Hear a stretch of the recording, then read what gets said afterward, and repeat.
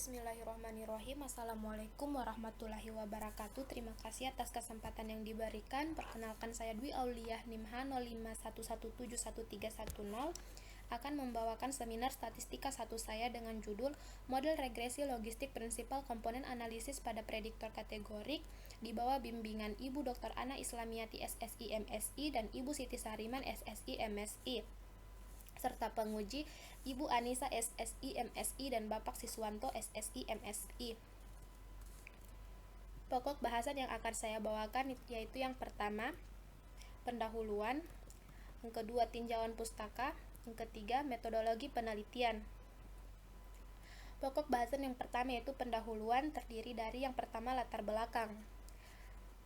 Regresi logistik merupakan analisis regresi yang bertujuan untuk memprediksi peubah respon kategorik beberapa peubah penjelas kategorik atau kontinu. Terdapat beberapa model dalam analisis regresi logistik, salah satunya yaitu regresi logistik biner. Analisis regresi logistik biner merupakan salah satu analisis regresi yang digunakan untuk menganalisis hubungan antara peubah prediktor dengan peubah respon berskala dikotomi. Skala dikotomi adalah skala data nominal dengan dua kategori.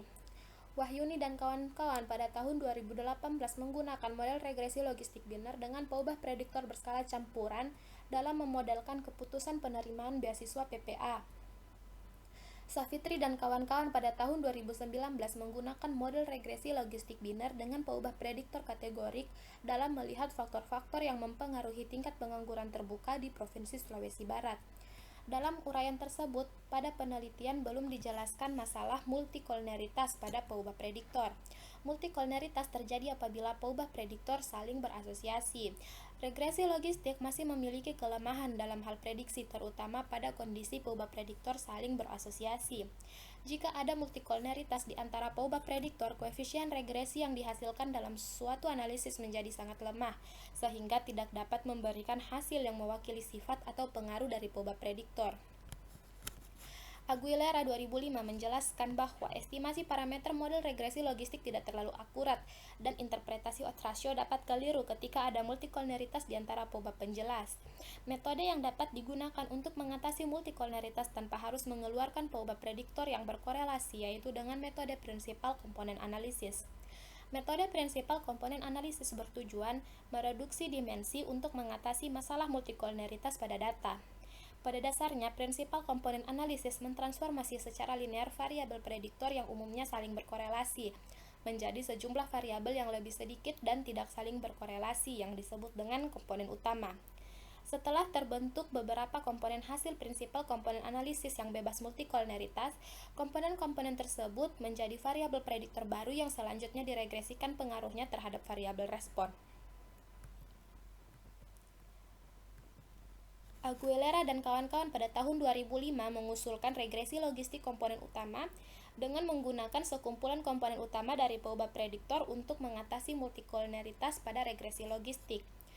Buana dan kawan-kawan pada tahun 2010 menggunakan prinsipal komponen analisis untuk mengatasi multikolneritas pada regresi logistik. Kemalbay dan Ozlem pada tahun 2014 mengembangkan metode kategorikal prinsipal komponen analisis atau CATPCA untuk mengatasi multikolneritas pada regresi logistik dengan peubah prediktor berupa data kategorik. Islamiyati pada tahun 2015 mengembangkan metode analisis komponen utama nonlinear untuk mengatasi multikolneritas pada regresi logistik biner. Berdasarkan uraian tersebut, penulis akan melakukan penelitian dengan judul model regresi logistik prinsipal komponen analisis pada prediktor kategorik. Model akan digunakan pada data diabetes di Kabupaten Muna Barat.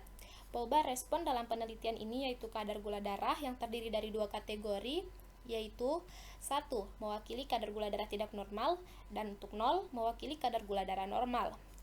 Peubah prediktor yang digunakan dalam penelitian ini yaitu tekanan darah sistolik, tekanan darah diastolik, lama waktu tidur, gaya belajar atau bekerja, tingkat pengetahuan tentang diabetes, kebiasaan berolahraga, faktor keturunan diabetes, indeks massa tubuh, usia, dan ukuran lingkar perut.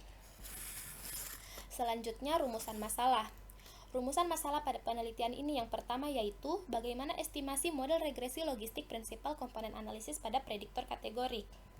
Yang kedua yaitu bagaimana estimasi model hubungan antara variabel-variabel prediktor penelitian terhadap kadar gula darah penderita penyakit diabetes dan non-penderita penyakit diabetes di Kabupaten Muna Barat berdasarkan regresi logistik prinsipal komponen analisis pada prediktor kategorik.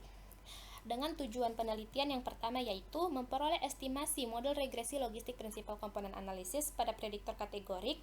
Yang kedua yaitu memperoleh estimasi model hubungan antara variabel-variabel prediktor penelitian terhadap kadar gula darah penderita penyakit diabetes dan non-penderita penyakit diabetes di Kabupaten Muna Barat berdasarkan regresi logistik prinsipal komponen analisis pada prediktor kategorik. Serta batasan masalah. Penelitian ini menggunakan model regresi logistik prinsipal komponen analisis dengan POUBA prediktor berskala kategorik dengan metode estimasi parameter menggunakan metode maksimum likelihood. Model diaplikasikan pada data kadar gula darah, tekanan darah sistolik, tekanan darah diastolik, gaya bekerja, lama waktu tidur, riwayat keturunan penyakit diabetes, tingkat pengetahuan tentang penyakit diabetes, usia, indeks massa tubuh, dan ukuran lingkar perut penderita penyakit diabetes dan non-penderita penyakit diabetes di Kabupaten Muna Barat. POUBA prediktor yang digunakan dalam penelitian ini adalah POUBA prediktor yang memiliki nilai korelasi minimal 0,4 antar POUBA prediktor. Pokok bahasan yang kedua yaitu tinjauan pustaka. Tinjauan pustaka berisikan teori-teori yang mendukung penelitian. Yang pertama yaitu multikolneritas, yang kedua vektor eigen dan nilai eigen, yang ketiga prinsipal komponen analisis, yang keempat metode maksimum likelihood, yang kelima regresi logistik biner, yang keenam prinsipal komponen logistik regression, yang ketujuh algoritma alternating least square, yang kedelapan pengujian parameter, yang kesembilan uji kesesuaian model, kesepuluh ketepatan klasifikasi model, kesebelas penyakit diabetes. Selanjutnya yaitu pokok bahasan ketiga yaitu metodologi penelitian, yang terdiri dari yang pertama sumber data. Data yang digunakan dalam penelitian ini merupakan data primer, yaitu data penderita penyakit diabetes dan non-penderita penyakit diabetes. Data diperoleh dari kuesioner yang disebar ke 15 puskesmas di Kabupaten Muna Barat. Subjek penelitian ini adalah 391 orang di Kabupaten Muna Barat. Variabel penelitian yang terdiri dari dua jenis variabel. Yang pertama yaitu variabel respon dan yang kedua yaitu variabel prediktor yang terdiri dari 10 variabel. Untuk variabel respon yaitu kadar gula darah. Untuk variabel prediktor terdiri dari tekanan darah sistolik, tekanan darah diastolik, lama waktu tidur, gaya bekerja, tingkat pengetahuan tentang diabetes, kebiasaan berolahraga, faktor keturunan diabetes, indeks massa tubuh, usia, ukuran lingkar perut. Selanjutnya yaitu metode analisis yang akan saya jelaskan menggunakan diagram alir. Pertama yaitu membuat kuesioner untuk mengumpulkan data. Setelah ada data, maka dia lakukan analisis deskriptif terhadap data. Selanjutnya yaitu melakukan analisis asosiasi untuk mengetahui terjadi multikolneritas atau tidak. Jika tidak terjadi multikolneritas, maka data di-input ulang. Jika terjadi multikolneritas, maka dilanjutkan analisis dengan prinsipal komponen analisis pada prediktor kategorik. Selanjutnya yaitu menentukan taksiran model regresi logistik dengan prinsipal komponen analisis pada prediktor kategorik. Selanjutnya yaitu menguji parameter dan kebaikan model. Selanjutnya menginterpretasi hasil dan selesai. Berikut referensi yang saya gunakan dalam penelitian ini.